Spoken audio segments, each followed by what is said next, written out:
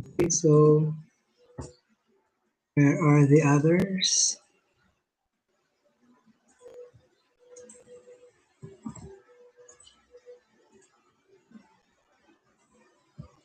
SS2, I am posting the link sa inyong group chat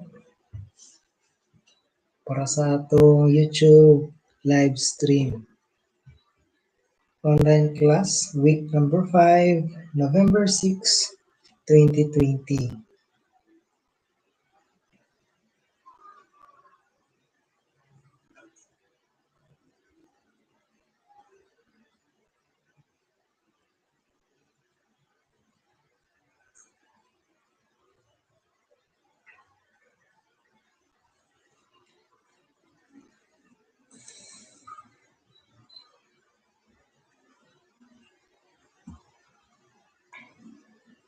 Okay, so kinsa na yung nakalagin, please comment para mahibawan ako kung kinsa ang nakalagin.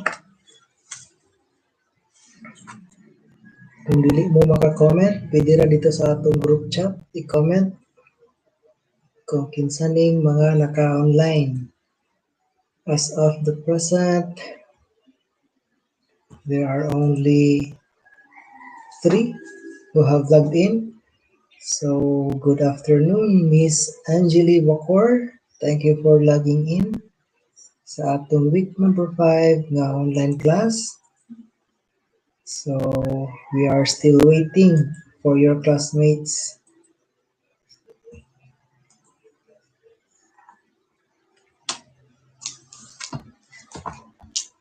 Please, Miss Angeli Bacor, text imong mga classmates na mag-start na ta karon tagtaon. Nakapost na ang link sa inyong group chat.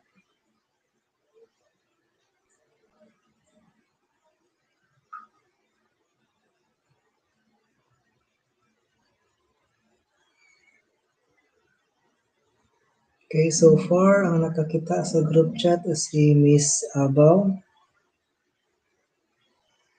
Miss Payog, Miss Tangkihay, Mr. Arbuis, and Miss Amper dito sa group chat. Yes, ikaw pa isa, nakabutang diri, Miss Bacor. Pero there are 3 na naka-view. So, kinsa man kaming duha. Basin ako ano yung mga fans. Char.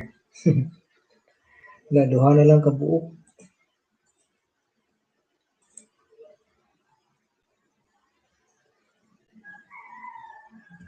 Okay, so mag-start na ta, Miss Bacor. Ato lang to sila ipapas later on para dili mausik ang imuhang gi-prepare nga load. Okay, so our topic for today is meta-ethics and normative ethics. So dito pa sa part 1 sa atong flow, Miss Bacor. So please answer question number 1. Question number 1 for you, Miss Bacor, is explain the relationship between ethics and law. Okay, so Miss Bacor, ug katong mga bakulang naka-online, your question number 1 is explain the relationship between ethics and law. Okay?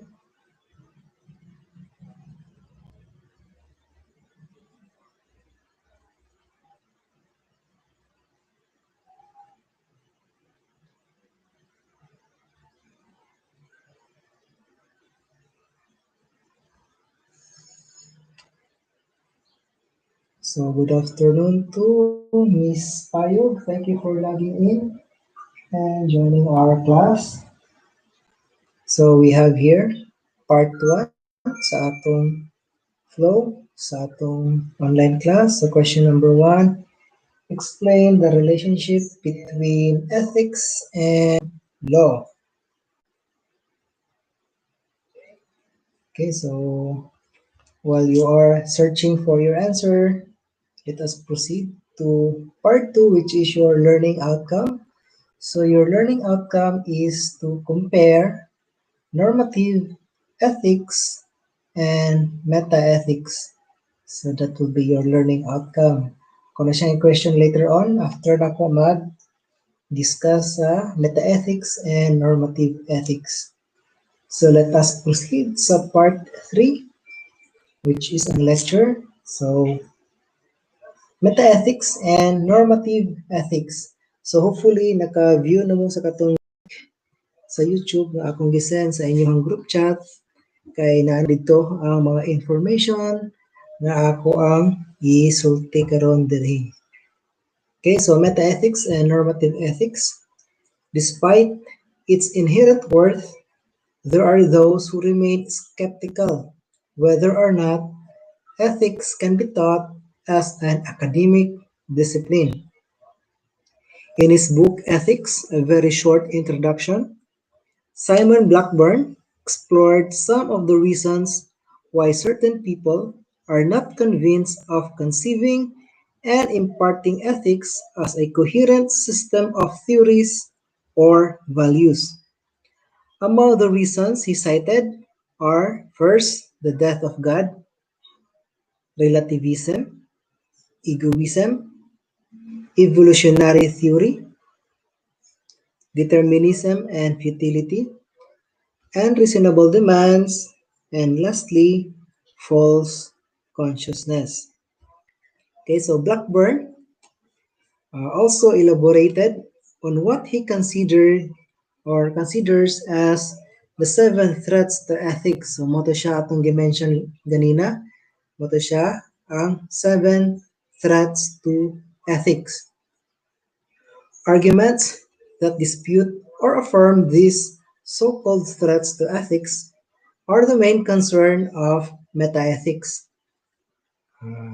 Thus, metaethics, according dito sa atong video pod, metaethics is a study that deals with the question of whether or not ethics or ethical theory exist.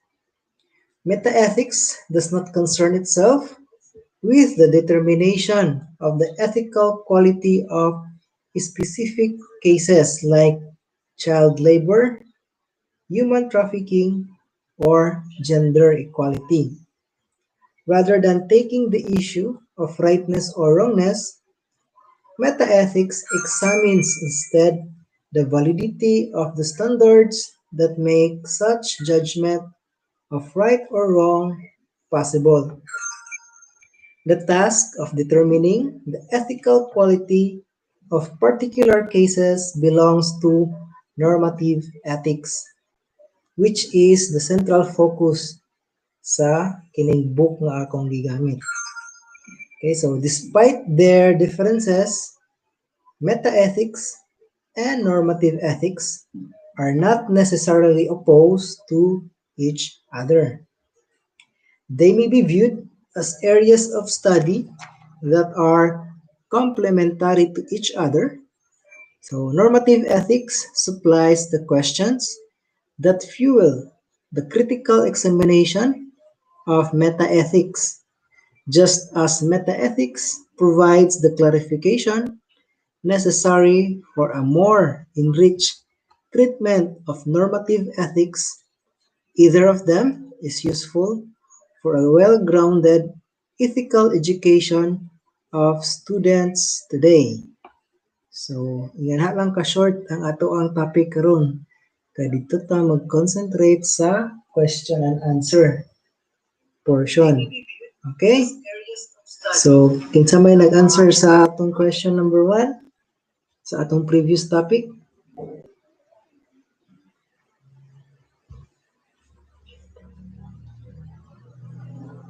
So, we have here answer from Ms. Bokor. The law set minimum standards of behavior while ethics set maximum standards. Okay, so thank you, Miss Bokor, for your answer. And we have here from Jay Mahayag. Enforce the behaviors we are expected to follow, while ethics suggests what we ought to follow and help us explore options to improve our decision making. Okay, so thank you, Jay Mahayag, for your answers. Our answer. So we have only two participants. Okay, asa na kang uban, dili ko mag-post dito sa inyong group chat. Gamay ra nag-appeal. Okay, so good afternoon, Miss Abukay. So Miss Abukay, we have a question related siya sa atong previous topic, which is explain the relationship between ethics and law.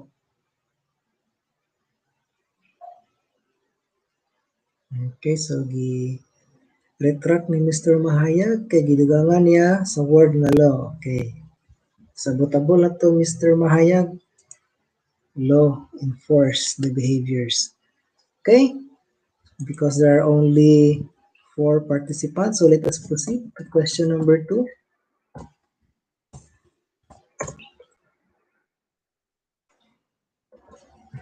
Accordingly, Blackburn. So this is question number 2. Can ethics be taught?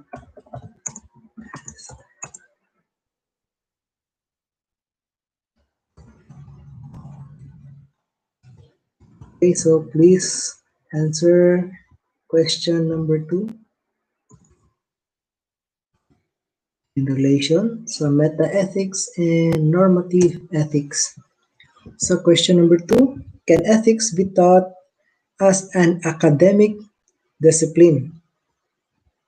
So that is your question. So good afternoon or good evening na Miss Abis.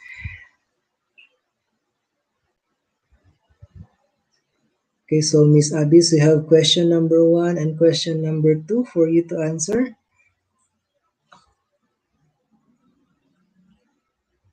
Again, question number 2, can ethics be taught as an academic discipline?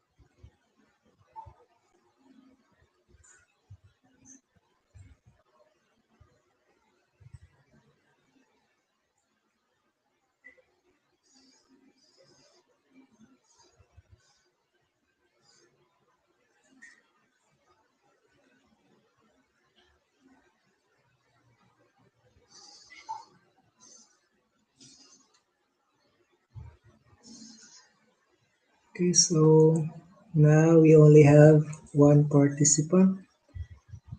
The rest, nangawala na sila.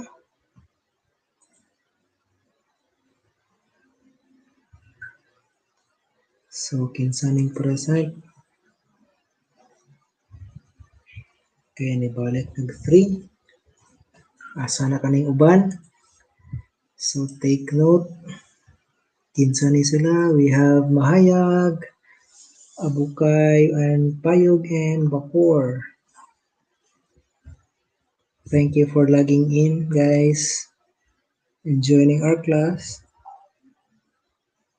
Again, we have Miss Bakor, Miss Payog, Mr. Mahayag, Miss Abukay, and Miss Abis. Okay, so we have answer from Miss Abukay. Certain people are not convinced of conceiving and imparting ethics as a coherent system of theories of values. Okay, so thank you, Miss Abukay, for your thoughts.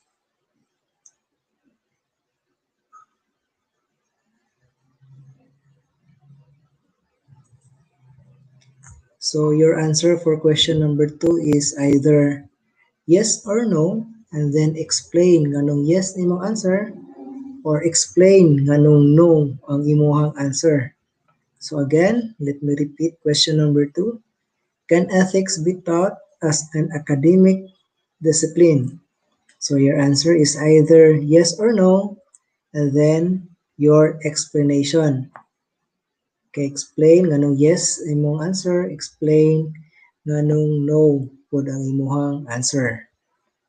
Okay, so I am now waiting for your answers sa question number 2.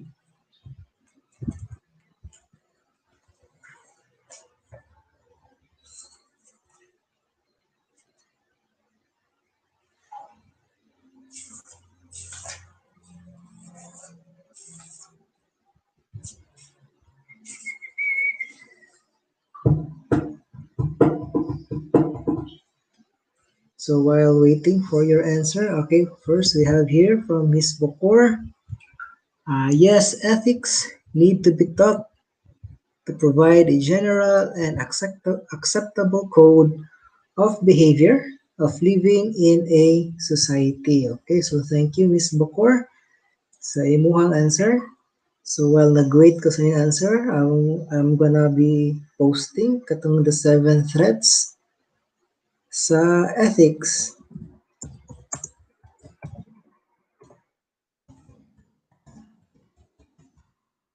Ay nakoy ihatag nga assignment. Okay, so number 1.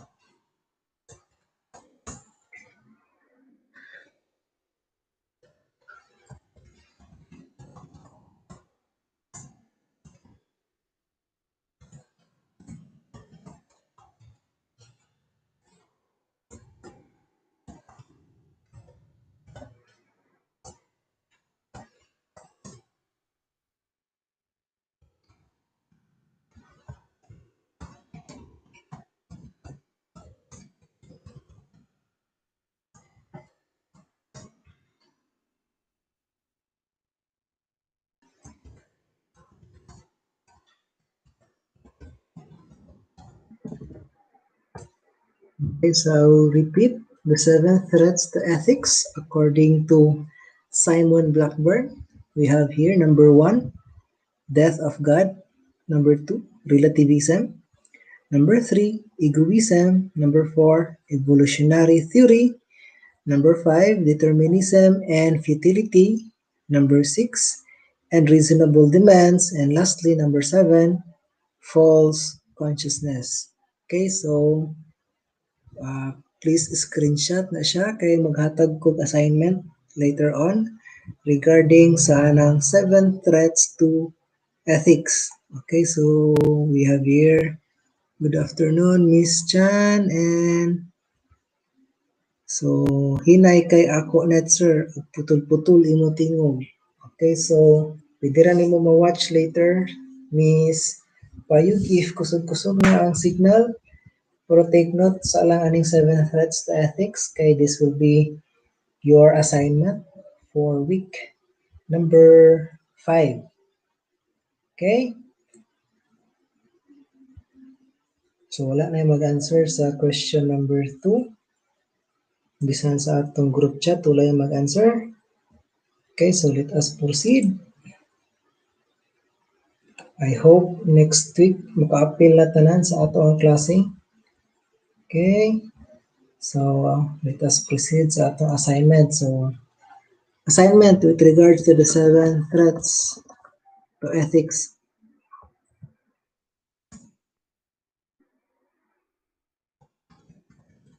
Okay, research.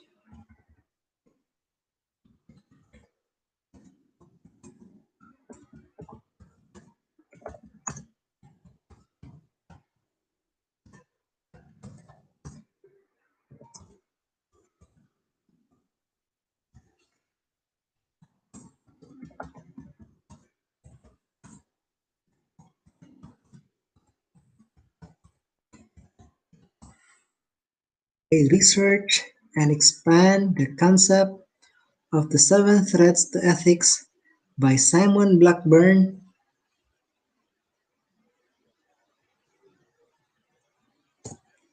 So that is your assignment regarding anha. Then continuation sa inyong assignment. After mo mag-research, after researching and expanding the concept of the seven threats to ethics. Nice.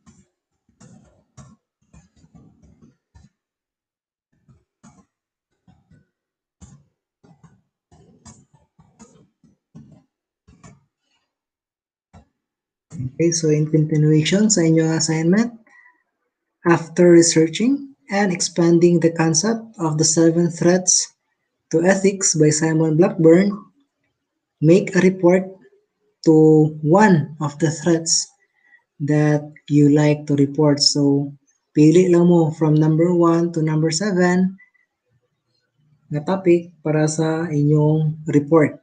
Okay? So, iandam na inyo daan next meeting inyong report. Kay kamo ang mag-post sa atong live stream regarding sa inyong report or dito sa atong group chat regarding sa imuhang report. Okay, so there are 7 who are logged in. So hopefully kining 7 nga naka-appeal sa atong live stream karon mo ni sila ang una nga mag-present. Wala na extension ani ha, tama na siya next meeting. Ang dili maka-appeal sa pag-report. So blanco ang ilahang reporting. Okay, so thank you for attending our class today. Sa mga nakalagin, we have Miss Payog, Miss Chan, Miss Bakor, Abukay, Mr. Mahayag. Okay, so see you next meeting. Okay, mag-chat ra ko sa inyo hang group chat if unsa nga adlaw ang atohang klase. Okay, so pwede na makalag out. Thank you for logging in and joining our online class. So keep safe and God bless.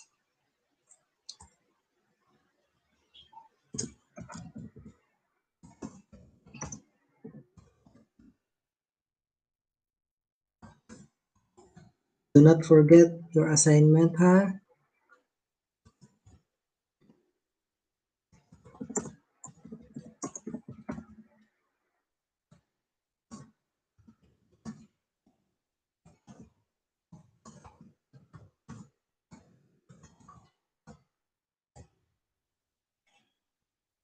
Okay, so thank you, Miss Chan and Miss Abukay. Thank you for logging in and joining our class. Also to Miss Abis and Mr. Mahayag.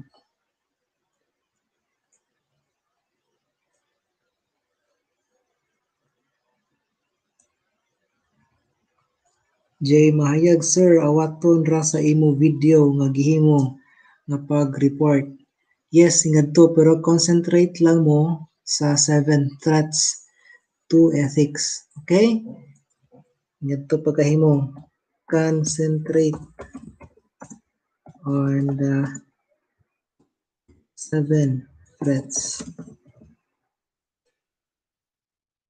and choose one topic to report. Okay? So, concentrate on the 7 threats katong ipa-research na ko sa inyo and then choose one topic para sa report. So, first, inyong ipasa katong 1 to 7 siya nga kuan research katong threat number 1 paingon sa threat number 7 and then after ninyo mag-research o mag-expand sa concept sa 7 threats magpili din ka og isa ka threat adto nga maoy imong i-report. So according ni Mr. Mahayag, awaton ba daw sa akong video? Pwede ra siya awaton dito pero concentrate mo sa katong gipili ninyo nga threat to ethics. Okay? Miss Chan, pwede ra nimo ni siya i-view balik para makita nimo or madunggan nimo ang gi-mention ako about sa normative ethics and meta-ethics. And then, ang katong 7 threats, muna to siya ako giingon sa assignment, research and expand the concept of the 7 threats to ethics by Simon Blackburn. And then, after researching and expanding the concept of the 7 threats to ethics by Simon Blackburn, make a report to one of the threats that you like to report. So, isa lang kabuok ang imuhang i-report. Pero ang imong i-research o i-expand nga concept is katong 7 ka threats. Okay? So, thank you Ms. Chan and Mr. Mahayag. Okay, any more inquiries before na ko i-end ang stream?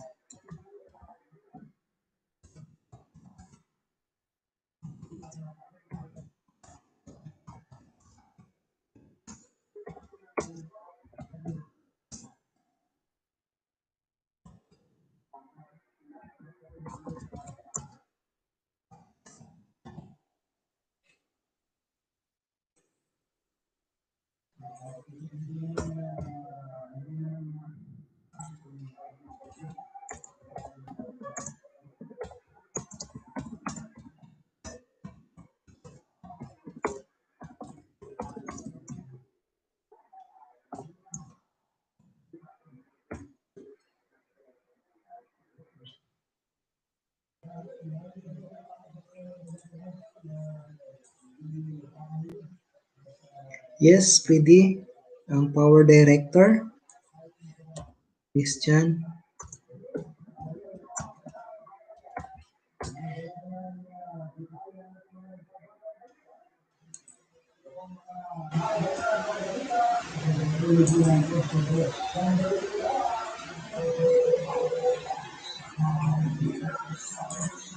Okay, so stream will end in a few minutes.